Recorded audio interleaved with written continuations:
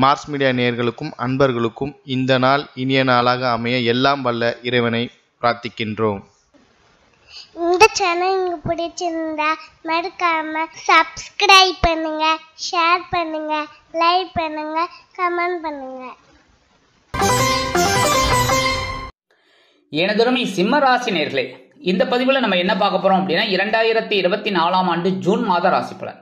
இந்த 2024 ஆண்டு ஜூன் மாதம் எந்தெந்த கிரகங்கள் உங்களுக்கு அற்புதமா வேலை செய்ய போறது, எந்தெந்த கிரகங்கள் மூலமா நீங்க கவனமா இருக்கணும், பரிகாரமா என்ன பண்ணினா ரொம்ப விசேஷம் அப்படிங்கிறத பத்திலாம் நம்ம இப்ப தெளிவா பார்க்க போறோம். உங்களோட பாக்கியஸ்தானத்துல செவ்வாய் பகவான் மாதம் முச்சூடும் ஆட்சி அமைச்சு அற்புதமா சஞ்சாரம் பண்றார் 9ஆம் இடத்துல.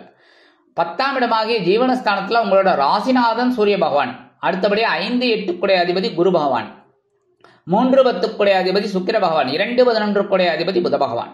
இவங்க 4 பேரும் 10ஆம் இடத்துல மாத ஆரம்பத்துல இருக்காங்க. 9, 6, 2024 முதல் இந்த புத பகவான் லாபஸ்தானமாகிய மிதுன ராசிக்கு வந்து ஆட்சி அமைச்சுடுறார்.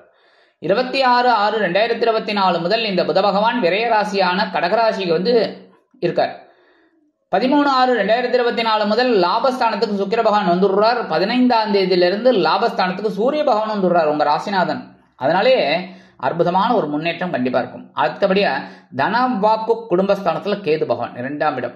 நாக்கு, வாக்குனாலே நாக்கு தான் என்ன, அந்த வகையில குரு பகவானோட பார்வையை வாங்கிட்டு கேது பகவான் உட்கார்ந்துட்டு இருக்கார். கலத்திர ஸ்தானமாகிய 7ஆம் இடத்துல சனீஸ்வர பகவான் உங்களுக்கு பகைருண ரோகாதிபதி, கலத்திராதிபதி. அவர் வந்து சசயோகம் பெற்று சஞ்சாரம் பண்றார். 3ஆம் பார்வையா உங்களோட பாக்கியஸ்தானத்தை பார்க்கிறார். அஷ்டமஸ்தானத்துல ராகு பகவான்.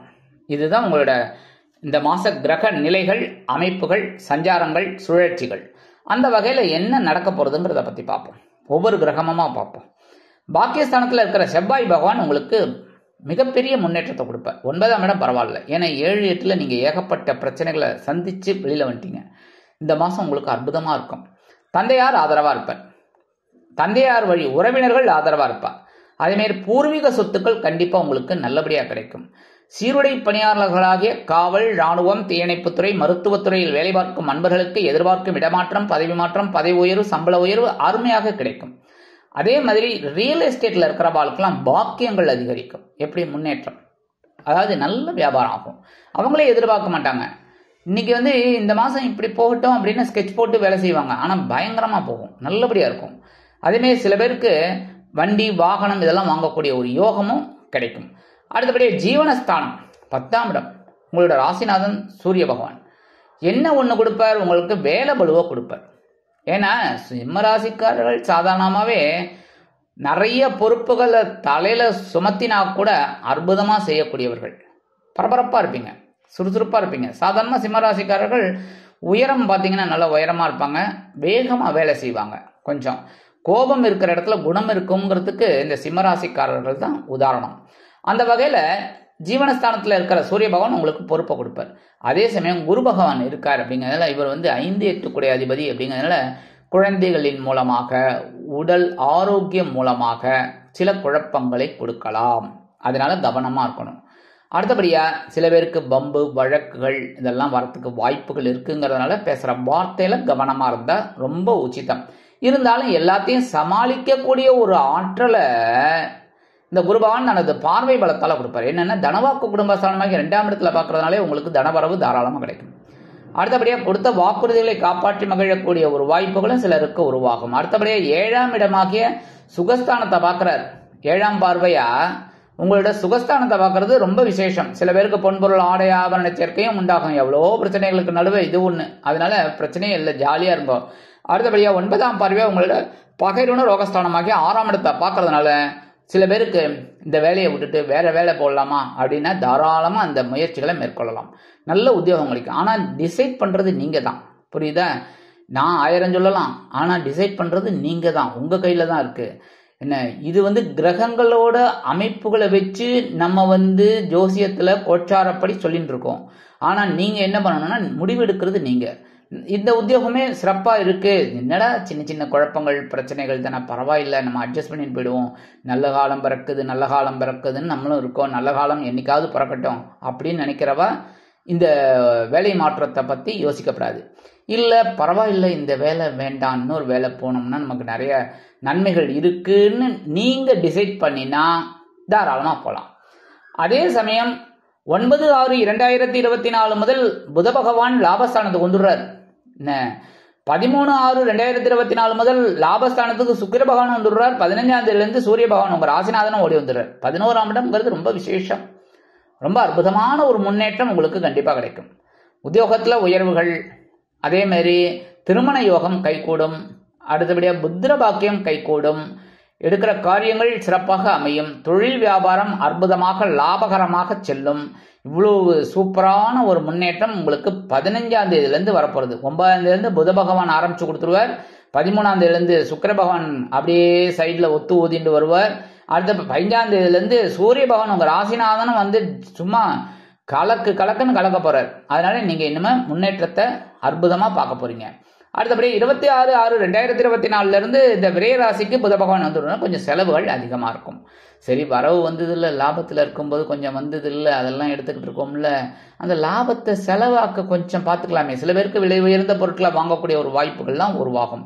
கல்வி வயல மாணவிகளுக்கு கல்வியில் முன்னேற்றம் அதிகரிக்கும். இந்த மாதம் உங்களுக்கு அற்புதமான ஒரு மாதம், நல்லா படிப்பாங்க. தனவாக்கு குடும்பஸ்தானமாக 2ஆம் இடத்துல இருக்கிற கேது பகவான் உங்களுக்கு சில குழப்பத்தை கொடுப்பாருங்கும்போது தனவரவு, அதாவது இன்னைக்கு நீங்கள் எதிர்பார்க்குறீங்க ஒரு 1000 ரூபாய் இன்னைக்கு வரும் அப்படின்னு, சில பேர் வந்து 500 ரூபா கிடைக்கும் உங்களுக்கு.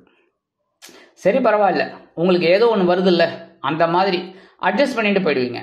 வாக்குறுதி அப்படிங்கும்போது ஓரளவுக்கு நிறைவேற்றிடுவீங்க. அப்படின்னாலும் தயவு செய்து புதுசாக யாருக்கும் வாக்குறுதிகளை அப்படியே அரசியல்வாதிகள் மாதிரி அள்ளி வீசாதீங்க. நான் வந்து உங்களுக்கு 10 கிலோ அரிசி தரேன், 20 கிலோ அரிசி தரேன்னு அரசியல்வாதிகள்லாம் சொல்லுவார்.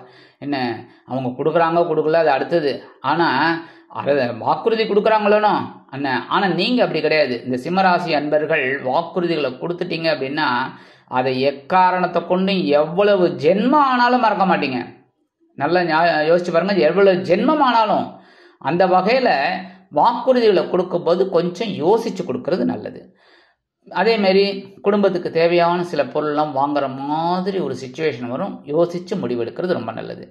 7ஆம் இடத்துல இருக்கிற சனீஸ்வர பகவான் உங்களுக்கு பகைருண ரோகாதிபதி, கலத்திராதிபதி. சசயோகம் இருக்கு அப்படின்னாலும் வாழ்க்கை துணை வழியில சில குழப்பங்கள் வரலாம். அதனால பேசுற வார்த்தையில கவனமா இருக்கணும்.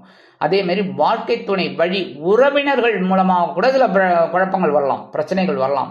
ஏன்னா அந்த இன்லாலாம் கொஞ்சம் பிரச்சனை பண்ணுவாங்க.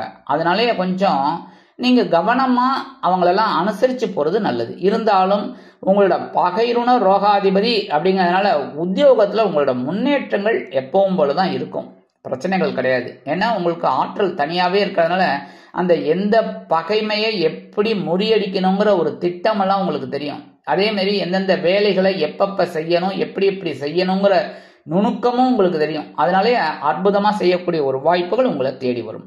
3ஆம் பார்வை உங்கள் பாக்கியஸ்தானத்தை இந்த சனீஸ்வர பகவான் பார்க்கிறார். பாக்கியஸ்தானத்தில் செவ்வாய் பகவான் இருக்கார். சில நேரங்களில் சில குழப்பங்கள் இருந்தாலும் தெளிவான சூழ்நிலைக்கு வருவீர்கள்.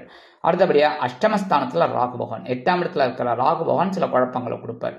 பொறுமையாக இருக்கணும், எல்லா விஷயத்துலையும் பொறுமையாக இருக்கணும். அதேமாரி அக்கம் பக்கத்தில் அனாவசியமான குழப்பங்கள் இதெல்லாம் வேண்டாம், டென்ஷன்லாம் வேண்டாம். ஏன்னா வம்பு வழக்குகள் வரலாம், அவமானங்கள் வரலாம். அப்படிங்கிறதுனால கவனமாக இருந்தால் ரொம்ப நல்லது. முக்கியமாக உடல் ஆரோக்கியத்தில் சிறப்பு அக்கறை எடுத்துக்கோங்க. அதாவது உணவு கட்டுப்பாடு வேற ஒன்றும் இல்லை. இப்போ சுகர் பேஷண்ட் அப்படின்னா கரெக்டாக அந்த மாத்திரை மருந்து எடுத்துக்கோங்க, என்னென்ன சாப்பிடணுமோ அதை கரெக்டாக சாப்பிடுங்க, அவ்வளோதான். இந்த மாதிரி ஒரு ப்ரிகாஷனாக நீங்கள் இருந்தீங்கன்னா ரொம்ப நல்லது. சரி, பரிகாரமாக என்ன பண்ணினா ரொம்ப விசேஷம் அப்படின்னு பார்த்தீங்கன்னா புத்துக்கோயில் போயிட்டு வர்றது ரொம்ப நல்லது. நான் ஒவ்வொரு தடவையும் கண்டிப்பாக சொல்லுவேன். யார் கோவிச்சிருந்தாலும் சரி, யாராவது என்ன இவர் இப்படியே சொல்லிட்டு இருக்கார் அப்படின்னு நினச்சா கூட நான் அதை பற்றி கவலைப்பட மாட்டேன். ஏன்னா நீங்கள் நல்லா இருக்கணும், உங்களோட மனக்குறைகள் தீரணும், உங்களோட பிரச்சனைகள் குறையணும் அப்படிங்கிறதுக்காக தான் நான் சொல்லுவேன். புற்றுக்கோயில் போயிட்டு வருது அவ்வளவு நல்லது. செவ்வாய்க்கிழமை, வெள்ளிக்கிழமை, ஞாயிற்றுக்கிழமை 3 நாள் போயிட்டு வருது ரொம்ப விசேஷம். சரி, முடியாதவோ ஒரு நாள் கண்டிப்பாக போயிட்டு வாங்க. போயிட்டு அம்பாள் தரிசனமோ அந்த நாக வழிபாடு பண்ணிட்டு வர்றது ரொம்ப விசேஷம். அடுத்தபடியாக நவ கிரகங்களில் உள்ள குரு பகவானை வியாழக்கிழமைகளில் நெய் தீபம் ஏற்றி வழிபாடு பண்ணுங்க. பண்ண ரொம்ப நல்லது. ஏன்னா இந்த 10ஆம் இடத்துல இருக்கிற குரு பகவான் உங்களுக்கு அனுசரணையாக இருப்பார். அடுத்தபடியா நவ கிரகங்களில் உள்ள சனீஸ்வர பகவானுக்கு சனிக்கிழமைகளில் காயத்ரி சொல்லி எல் தீபம் ஏற்றி வழிபாடு பண்றது ரொம்ப விசேஷம். இந்த களத்திர ஸ்தானத்தில் இருக்கிற சனீஸ்வர பகவான் உங்களுக்கு சில நன்மைகளை கண்டிப்பா கொடுப்பார். ஆக இந்த சின்ன சின்ன பரிகாரங்களின் மூலம் 2024ஆம் ஆண்டு ஜூன் மாதம் ஏற்றம் தரும், மாற்றம் தரும், இனிமை தரும் மாதமாக உங்களுக்கு அமையும் என்று கூறி விடைபெறுகிறேன். நன்றி, வணக்கம். மீண்டும் ஒரு அருமையான பதிவில் நான் உங்களை மனமகிழ்ச்சியோடு சந்திக்கிறேன். வாழ்த்துக்கள். வாழ்க வளமுடன்.